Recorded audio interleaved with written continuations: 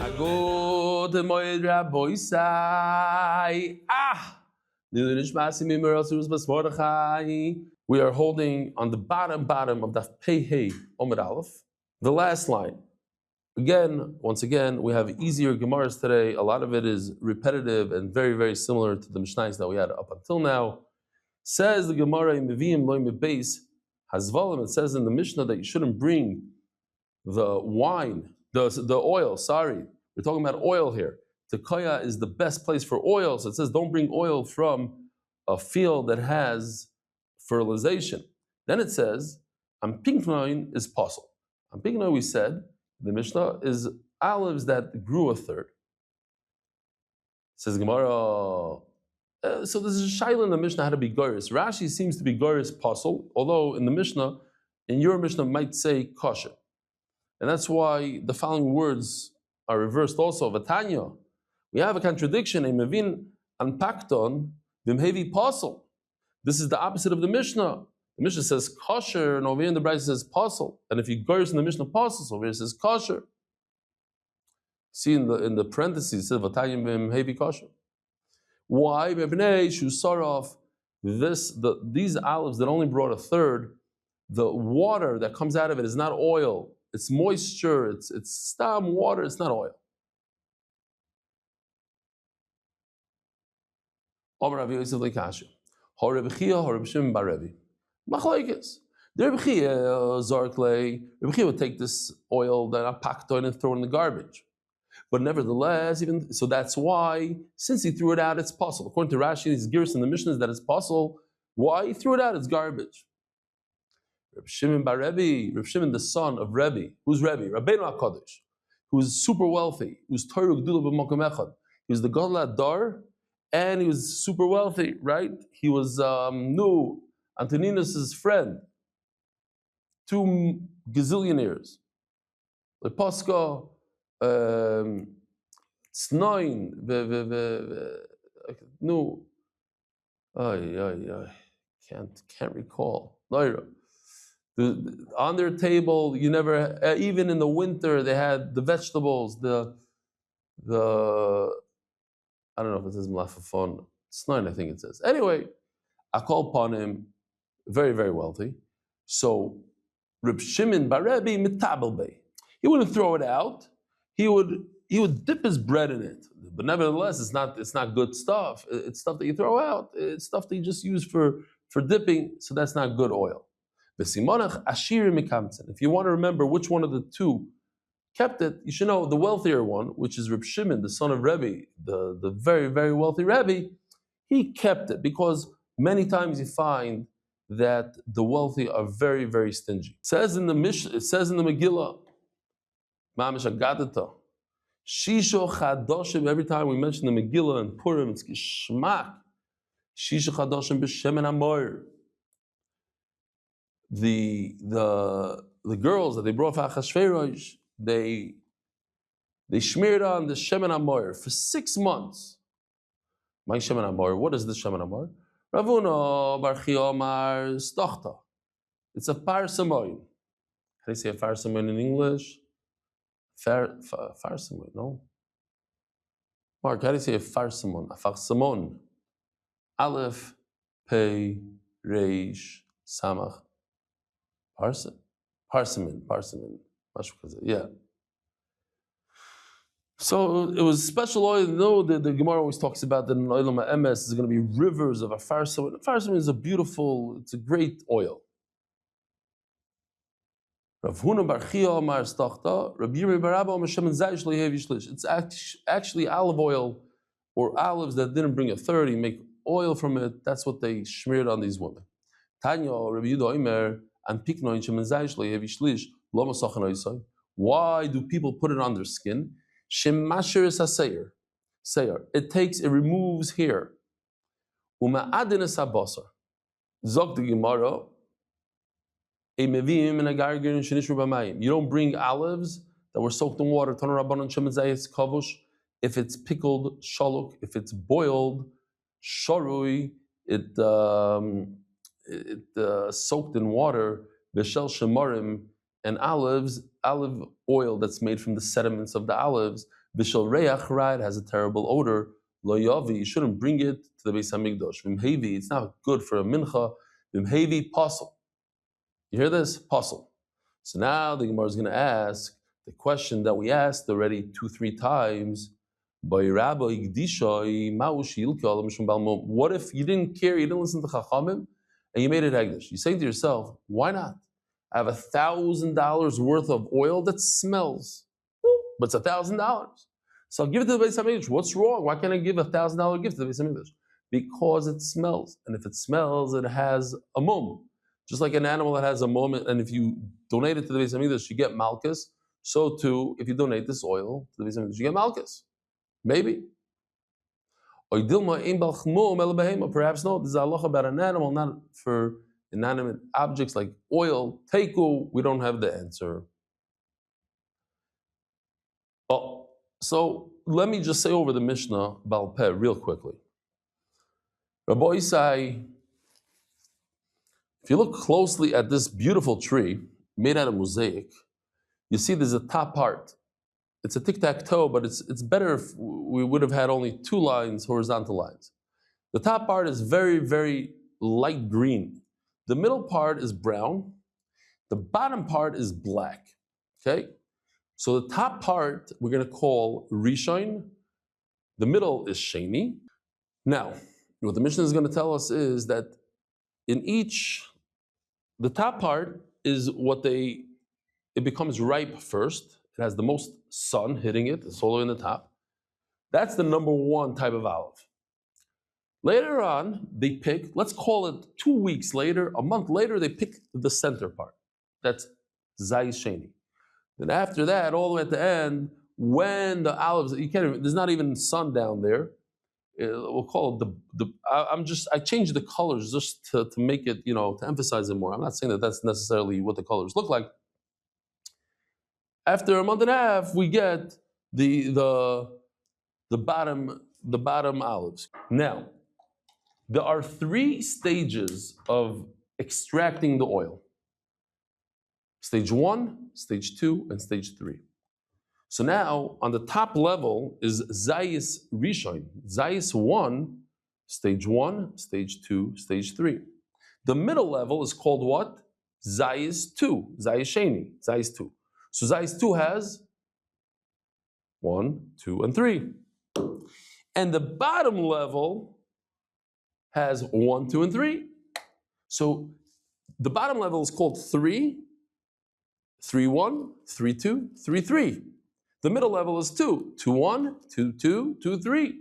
And the top level is 1, 1, 1, 2, and 1, 3. The best of the best of the best is 1, 1. The worst of the worst of the worst is 3, 3. Let me just show you.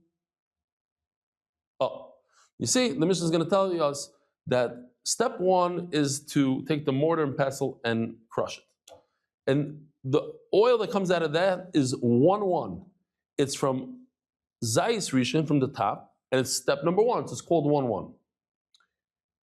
After that, we put it under a beam, and it extracts oil. So that's Zayis Rishon, 1, step 2. So it's 1, 2. It's called a 1, 2.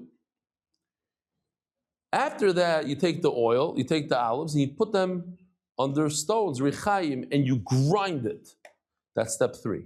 So now we're looking at it, Zayis Rishon, 1, step 3. 1/3. We do the same exact thing all over again, but with the middle olives. So the middle olives are called Zayis Sheni, 2. Step 1 is to take the mortar and pestle. So that's 2, 1. Zayis Sheni, 2, and step 1. We'll even call it, how do you say, in Hebrew you say Sug Aleph. Sug Bet. How do you say grade? It's a grade. It's a grade 1, the top grade. So Zayis Sheni has grade 1 oil, it has grade 2 oil, and grade 3 oil. And then you have Zayis Shlishi. All the way in the bottom is the 3rd one. And it also has 3 steps, 1, 2, and 3. All right, so let's see all this in the Mishnah. It's very, very simple. Just, it could get confusing when I say 1, 3 and 2, 3. What's 2-3, Rabbi Isai? Zai is Sheni, the third step. What's 3-2? Zai is Shlishi, the bottom olives. Second step, that's 3-2. Great. I'm going to teach you a trick, a phenomenal trick for the sugya. It's going to make everything so easy. Says the Mishnah, there are 3 periods of time that we reap, how do you say reap in English? Harvest. Can you say harvest the olives? You harvest the olives 3 times. And in each harvest, the top harvest has 3 different extractions and grades. And the second one, the middle one has 3, and the bottom one has 3. You gather the top part of the tree, and you pound it with a mortar and pestle. And you put it into a basket. You don't put it in the basket, Rabbi Isai, not inside, which touches the bottom, but inside, which touches the walls. I'm going to show you a beautiful video done with mosaic tile, a great artistic piece. Now, Rabbi Yehuda argues on all 3 levels. We're going to keep on showing this mark for a second. Zerishon. That is grade 1 from level 1. The top olives, level 1, they have grade 1, which they smash with the thing. I'm going to ask you questions, so you better chop what's going on there. Can't wait.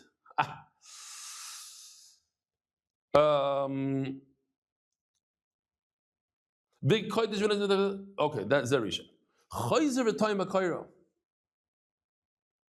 So let me just show you first. Yeah, let me show there's a few steps here. Kodesh. This is ktisha. Take the mortar and pound it into the pestle. The oil that comes out of that, that's beautiful. That's the top of the top. That's grade 1. Grade 1 from the top level of the olives is 1-1. 1-1.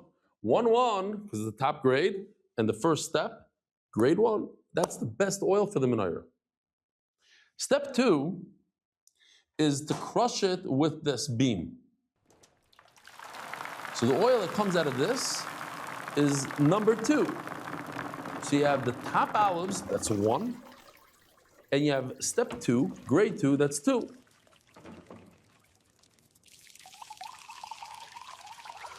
Gewaldig. How many points does this guy get? How many points should we call it? Is it worth? This is worth 3 points. Why? Because it came from the top of the tree, that's a 1, and it's step 2, it's 2. 2 plus 1 equals 3. All right. You take the olives and you crush them under the weight of a beam. Do not do it with the weight of the beam. It's too heavy. Do it with stones. It's much lighter.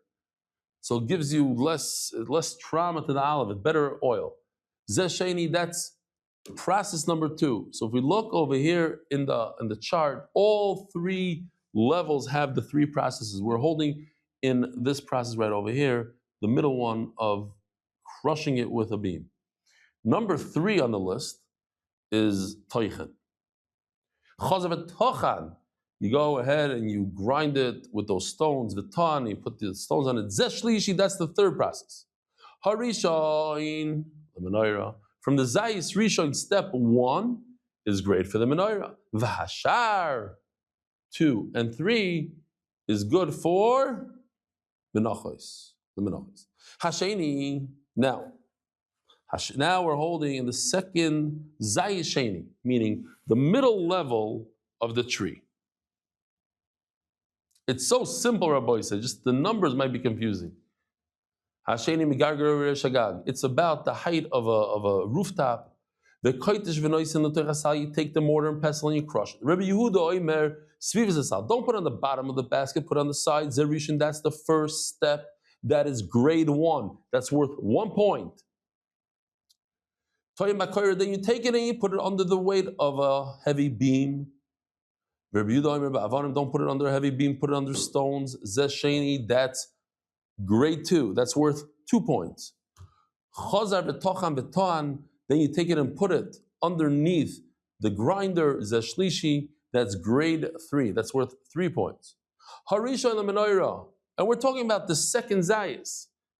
So grade 3 and the second zayis, the middle of the tree, is worth 5 points. Harisha and the the first oil that comes out from zayis sheni goes to the menorah. V'hashar lemenachos. We're going to do this over and over. Now we're doing it for the third time. Shlishi, the third, the bottom level of the tree that doesn't see any sun. You should put it into a barrel until it spoils, until it softens up. You bring it up and put it on your rooftop and you dry it out. You take the mortar, crush it and then you put it into the bottom of a basket and the oil comes out from the bottom. Don't put it on the bottom, put it on the side. That's grade number 1. Then you continue, you put it underneath the beam. Don't put it on the beam, it's too heavy, put it under stones. The oil that comes out of it is grade 2. And you put it under the grinding stones. That's the third grade. The first one goes to the menorah. Did the Mishnah say Tanan, did it say that you should pick these olives from the top, or megalgalit? You should leave it and let it completely ripen. Toshma. The Sanyo Shemen Zayis Mizeisoy says that l'chayre you should take the oil that comes without even pounding it. Mekan obru Zayis Rishon megalgaloi b'roish hazayis v'kontz lebeis abad. So over here it seems like that you leave it over there to ripen. V'kontz lebeis abad. And then you bring it into the press, the toichanoi, the rechaim, the noisnoi besalin, and then you grind it in the grinder we just saw, and you put it in the baskets. The oil that comes out, that's grade 1. Then you continue pressing it with the beam. That's grade 2. You remove it. Now you grind it in the rechaim. Those 2 stones, that's grade 3. Harisha and the menorah, the first grade goes to the menorah. V'ashar lemenachos, and the rest goes to menachos. But the third one is slightly different. You put it into a vessel, into some sort of a container until it softens up. You put it on top of the rooftop. Tomorrow, and you put it in a pile. It's wider on the bottom, narrow on top. Until the moisture leaves, and then you have whatever is left over after that is oil. You bring it into the oil press, then you grind the third crop and you put it into the basket. The first oil is good for the menorah. You put it under the weight of the beam. That's the second grade. You grind it, that's the third grade. Harishon lemenorah, v'ashar lemenachos. Great. So this is different than our Mishnah. He says no. The brisa which says that you grind it with the stone is not like our Mishnah. I say you should first pound it with the mortar, as we saw in the Mishnah. And you don't. Rabbi Yehuda argues 3 things. First of all, you don't grind it, you pound it with the mortar and pestle. Second of all, you don't use the beam, you use stones. And you don't put it in the bottom of the basket, you put it on the side of the basket. Says the Gemara, we have a problem here. Who says that you pound it with the mortar and you don't grind it? Rabbi Yehuda, that's always Rabbi Yehuda. That's Rabbi Yehuda. But in our Mishnah, Kodesh was the Tanakama, not Rabbi Yehuda. Tochasal is on the Rabbanan. In the bottom of the basket, that's Rabbanan. Rabbi Yehuda always says on the side of the basket. Says Gemara, you're right. It's a little problem. Is it Rabbi Yehuda or Rabbanan? This Tana holds that you do ktisha and you put it on the bottom of the basket. So he holds like Rabbi Yehuda one, and he argues on the other.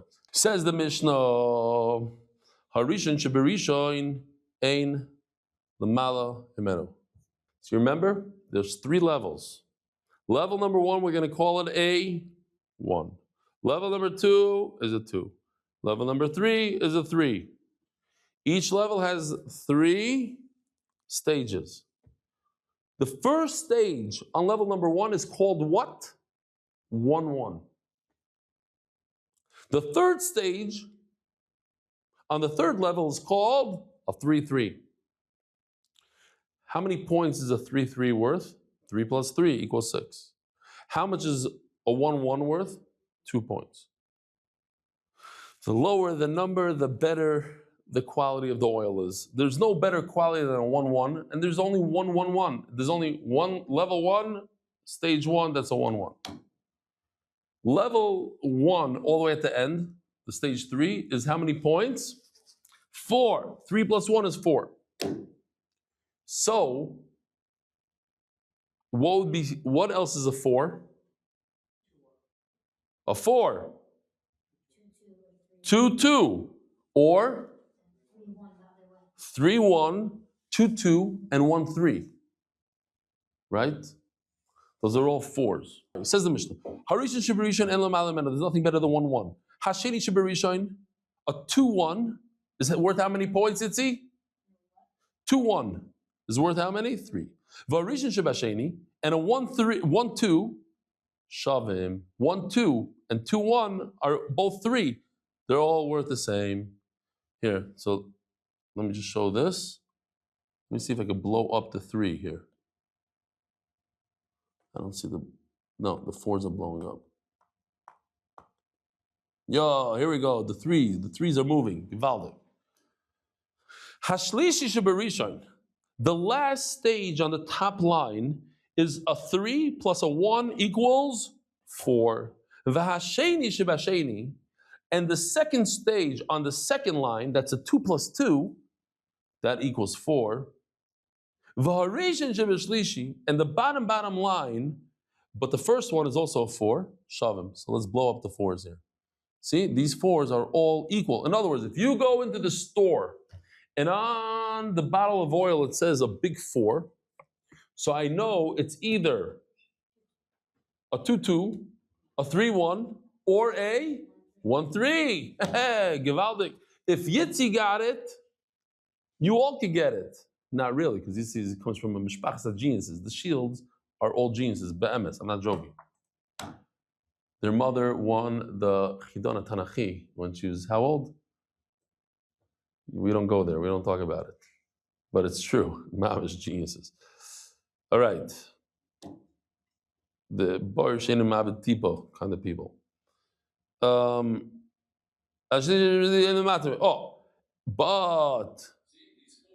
Hashlishi shebashlishi ein lamata himenu. The bottom row, the third grade of the bottom row, that's actually how many points is that worth? 6. 3 plus 3 is 6. That's the highest number you could get. That's the worst of the worst. In other words, when we're trying to bring a mincha and we have different grades on the shelf in the supermarket, do not take a 6 if you can take a 5. Do not take a 5 if you can take a 4. Because you want to bring the nicest, best quality to the Rebbeinu Shlomo. Finally says the Mishnah. It should be that every mincha should l'chayra get the purest of the pure, a 1-1, or a 2-1, or a 3-1. A menorah that's not for eating, all the way in the bottom, second line from the bottom. So mincha that you bring, you're supposed to eat from it. Shouldn't you bring the best of the oil? Only for lighting do you need the purest of the pure. You don't need the purest of the pure for mincha. Says the Gemara Daf Pei Vav Amud Beis. Shavin. V'amris Rishon leMenorah v'Ashar leMenachos. The Gemara is asking, how did you compare the second stage on the first level to the first stage on the second level? Yeah? Let's see. We're going back to this, yeah?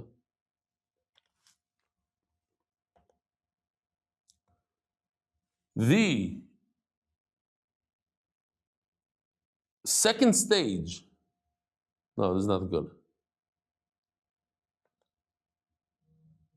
Okay. Yeah, the second stage on the first level is how much? Is a 3. First level plus stage 2, 2 plus 1 is 3. The first stage on the second level is also a 3. And the Gemara says it's equal. 3 and 3 is equal. You see, the 3s are equal. How could that be? The first stage on the second level is good for the menorah. The second stage on the first level is not good for the menorah. They're not equal. The 2 3s are not equal. Look where the 3 on the second stage is better. Why is it better? Because it's actually the first stage of the second level. It's good for the menorah. The second stage on the first level is not good for the menorah. Says the Gemara, that's what you have to understand for the whole sugya. When we say it's equal, and I kept on saying in the store, when you go to the store, you're buying it for a mincha. So 5 and a 5 is good for a mincha. 3 and a 3, they're both equal for a mincha. I'll explain a little bit more later, because when it comes to a mincha, I don't need it to be clear, crystal clear for burning. I need it to be edible and good tasting. So it tastes the same if it's the first stage of the second level and the second stage of the first level. They're both 3s, they both taste the same.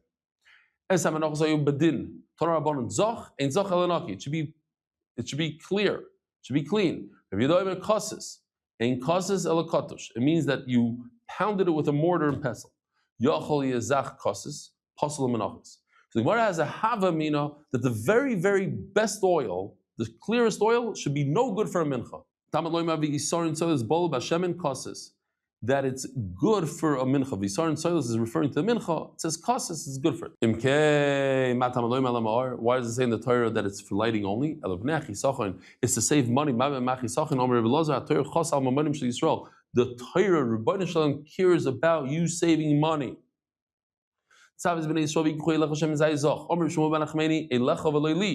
I got it there, Rabbi Isai. Hashem doesn't need your light. It's not for him, it's for you. I don't need its light. Check this out. It's a simple picture, not a great one. But look at the shulchan. It's in the north. Look at the menorah on the other side in the south.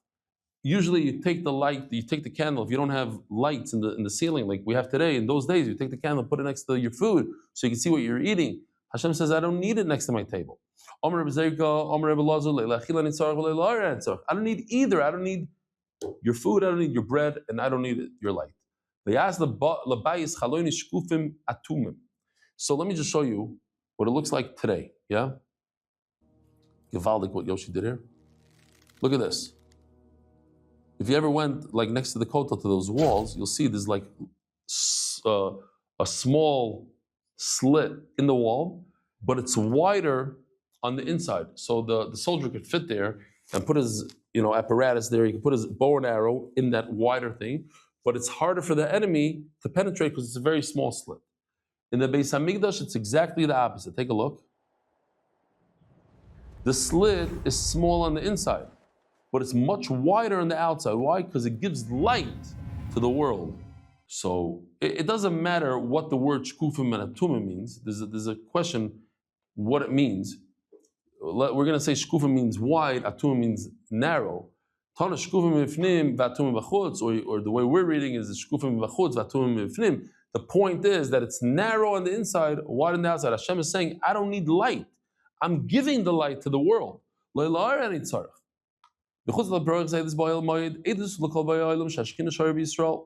It's a witness to the world that Klal Yisrael is zoich to have the Shekhinah, they're not. That's why they're so jealous of us. The chosen nation, chosen people. Jealousy. And if you say, Hashem needs the light. Today is literally one of the first days that we are walking in the Midbar. We left Mitzrayim the first day of Pesach, and now we're like 3 days in, walking to the Midbar.